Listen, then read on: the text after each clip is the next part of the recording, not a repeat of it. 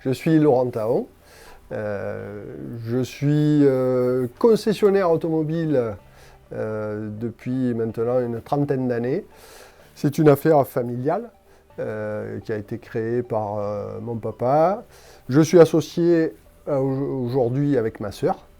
Et on a une petite équipe de 7 compagnons collaborateurs, dont un qui a dépassé les 30 ans d'ancienneté parmi nous. L'entrepreneuriat, c'est un challenge de tous les instants, tous les matins, on se lève, il va y avoir des nouveautés, des solutions à trouver à des problèmes. Mais ce n'est pas que ça, c'est aussi manager une petite équipe pour nous.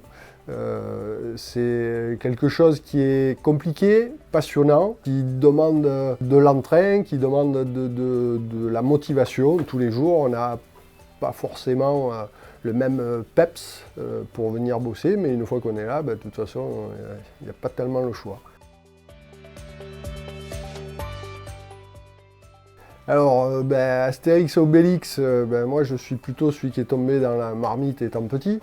Donc, comme je l'ai dit, c'est une entreprise qui a été créée par notre papa et même au début avec notre tonton. Donc, ils étaient associés tous les deux.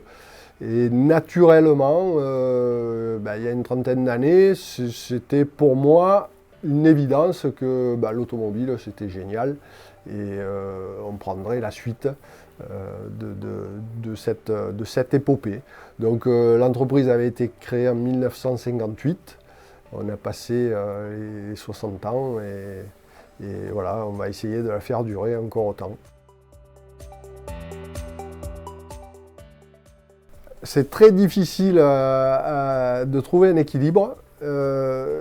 Ça prend beaucoup de temps, enfin, pour ma part ça a pris beaucoup de temps, beaucoup d'années, à donner des priorités, à donner aussi un sens déjà à ce qu'on fait. Il faut arriver à, une fois qu'on est parti du garage chez nous, de la concession, de complètement faire abstraction de ça, ne plus y penser.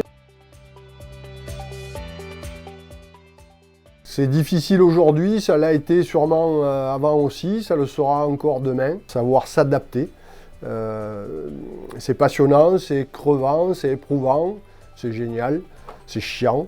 Voilà, tout dépend où on place le curseur de la difficulté. Et puis un chef d'entreprise à la base, c'est aussi fait pour relever des défis et surtout manager, comme j'ai dit, une équipe, mais aussi leur assurer du travail, une paye, et que nos compagnons collaborateurs puissent s'épanouir dans leur vie privée, s'acheter une maison, une voiture, un vélo.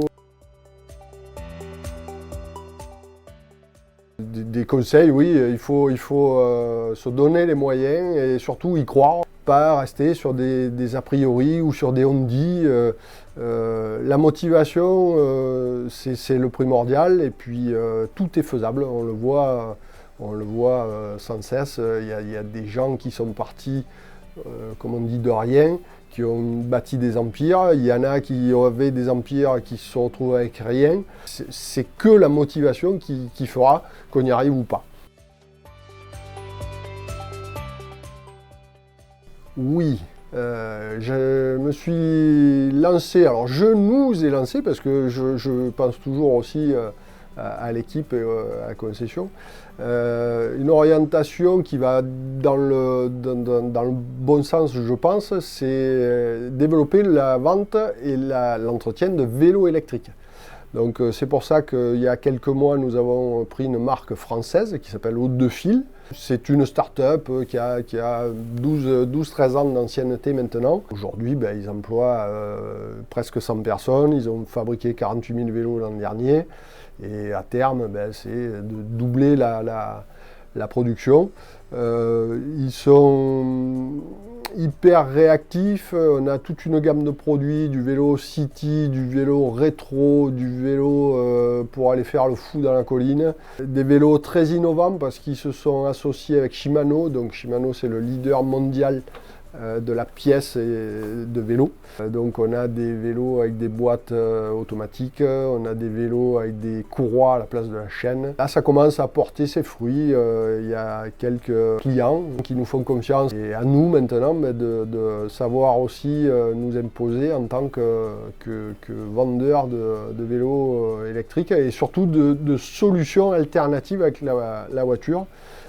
Bien que ce soit notre premier métier et toujours notre métier principal.